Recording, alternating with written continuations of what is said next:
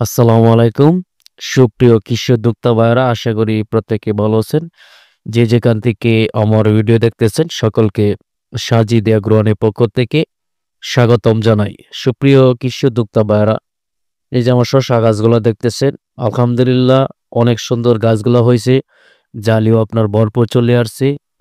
এই যে আপনারা যখন এই জালিগুলা আসবে তখন কিন্তু আপনাদের ষষ্ঠবারের মতো শিডিউল অনুযায়ী আপনাদের কিছু হরমোন এবং পুষ্টি উপাদান আপনাদেরকে স্প্রে করতে হবে। আমার গাছগুলো একটু যদি আপনারা লক্ষ্য করে থাকেন তাহলে কিন্তু আপনারা বুঝতে পারবেন প্রত্যেকটা গাছে কিন্তু ভরপুর শসার জালি সেটআপ হতে শুরু করে দিয়েছে। এই অবস্থায় কিন্তু আপনারা দেখবেন হরমোনের কারণে কিন্তু অনেক আপনার শসার জালি নষ্ট হয়ে যায় এবং এই যে ফুলগুলা দেখতেছেন ফুলগুলা ঝরে যায়।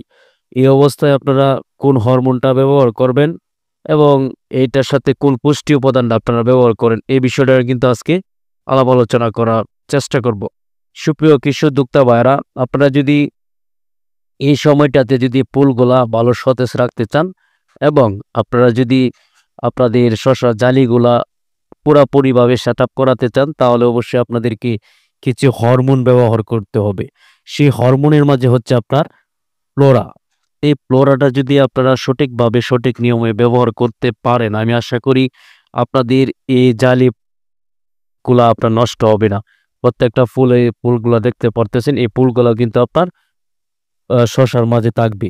কারণ ফুলটা যদি আপনার এই জালি থেকে পড়ে যায় তাহলে কিন্তু এই জালিগুলা কখনোই সেটআপ হবে না। এই বিষয়টা অবশ্যই আপনাদের মাথায় রাখতে হবে, মাথায় রেখে কাজ করতে হবে। সুপ্রিয় কৃষি উদ্যোক্তা ভাইরা, আপনারা যদি সঠিকভাবে ফ্লোরাটা ব্যবহার করে থাকেন বা করতে পারেন তাহলে অবশ্যই আপনারা এখান থেকে ভালো একটা রেজাল্ট আশা করতে পারেন। কারণ অনেকে আমাকে প্রশ্ন করেন যে ভাই আমাদের শসার জালিগুলা পড়ে যাচ্ছে এবং শসার ফুলগুলা পড়ে যাচ্ছে, ঝরে যাচ্ছে। এটা আসলে ফ্লোরার কারণে এবং হরমোনের কারণে। হরমোন যদি গাছে পর্যাপ্ত পরিমাণ না থাকে তাহলে কিন্তু আপনার জালি নষ্ট হয়ে যাবে।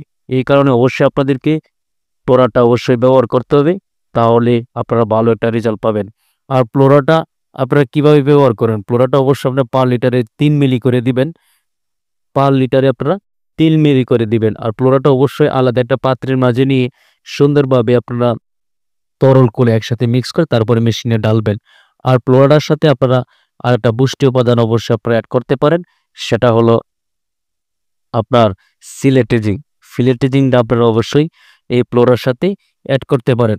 কারণ ঝিঙের কারণে কিন্তু আপনার শসা গাছে অনেক ধরনের রোগ দেখা দেয়। যেরকম আপনার শসা গাছের পাতাগুলা হালকা ছোট হয়ে যাবে এবং পাতাগুলা আপনার হালকা মরছে একটা ভাব চলে আসবে। হলুদ একটা ভাব চলে আসবে। অবশ্যই আপনারা এই বিষয়টা মাথায় রাখবেন। কারণ যত আপনাদের শসা গাছগুলা মাচায় চলে যায়, শসা আসতে শুরু করে তখন কিন্তু এই আপনার লক্ষণটা বেশি দেখা দেয়। তাই অবশ্যই আপনারা তোড়ার সাথে সিলেটেজিংটা এড করবেন এবং আপনারা ভালো একটা রেজাল্ট পাবেন।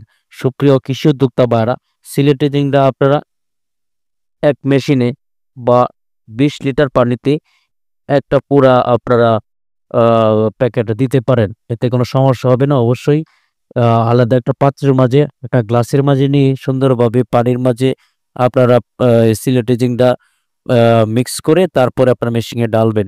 ঢেলে তারপরে আপনারা সমস্ত গাছে ছিটিয়ে দিবেন।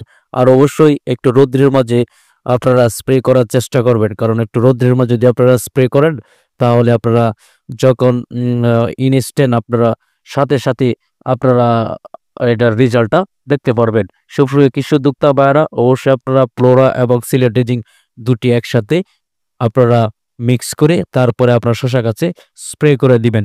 সুপ্রিয় কৃষি উদ্যোক্তা ভাইয়েরা, আমাদের ভিডিওগুলো যদি আপনাদের একটুখানি উপকার হয় তাহলে অবশ্যই আমার চ্যানেলটা আপনারা সাবস্ক্রাইব করবেন এবং প্রত্যেকটা ভিডিও লাইক করতে অবশ্যই ভুলবেন না।